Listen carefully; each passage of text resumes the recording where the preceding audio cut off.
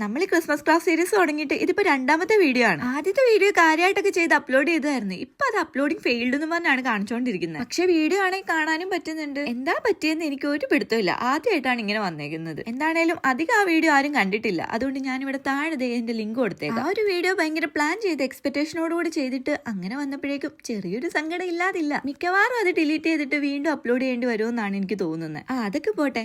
ഇപ്പൊ ഞാൻ ഈ ചെയ്തുകൊണ്ടിരിക്കുന്ന ക്രാഫ്റ്റുമായിട്ട് ഒരു ബന്ധമില്ലാണ്ട് എന്തൊക്കെയോ പറഞ്ഞ് ബോറടിപ്പിച്ചല്ലേ. നമുക്കിപ്പോ ഈ ഒരു ക്രാഫ്റ്റിനെ പറ്റി സംസാരിക്കാം. ഞാനിപ്പോ ഉണ്ടാക്കിക്കൊണ്ടിരിക്കുന്ന സാധനത്തിന്റെ പേര് ക്രിസ്മസ് ഹൗസ് അല്ലെങ്കിൽ ജിഞ്ചർ ബ്രെഡ് ഹൗസ് എന്നൊക്കെ പറയും. ഇതിപ്പോ ഞാൻ കാർഡ്ബോർഡ് വെച്ചാണ് ഉണ്ടാക്കിയെങ്കിലും ശരിക്കും പറഞ്ഞാൽ ഇത് എഡിബിൾ ആയിട്ട് നമ്മുടെ കുക്കീസ് ഒക്കെ ഉണ്ടാക്കുന്ന പോലെ ഉണ്ടാക്കുന്നതാണ്. മിക്ക രാജ്യങ്ങളിലും ക്രിസ്മസിന്റെ ടൈം ആകുമ്പോൾ ഇത് ഉണ്ടാക്കുന്നത് ഒരു ട്രഡീഷന്റെ ഭാഗമാണ്. എന്താണേലും ഞാൻ ഇവിടെ സിമ്പിൾ ആയിട്ട് കാർഡ്ബോർഡ് വെച്ച് ഉണ്ടാക്കി എടുത്തിട്ടുണ്ട്. ലൈറ്റും കൂടെ വെച്ച് കഴിഞ്ഞപ്പോഴേക്കും കാണാനായിട്ട് എന്ത് ഭംഗിയല്ലേ. കുറച്ചുകൂടെ ക്രിസ്മസ് ക്രാഫ്റ്റ് ഒക്കെ ചെയ്തിട്ട് വേണം ഡെസ്ക് ഒക്കെ ഒന്ന് ക്രിസ്മസ് തീമിൽ ഡെക്കറേറ്റ് ചെയ്യാനായിട്ട്. അപ്പൊ ലൈക്കും ഷെയറും കമന്റും ഒന്നും ചെയ്ത് സപ്പോർട്ട് ചെയ്യാൻ മറക്കല്ലേ കേട്ടോ.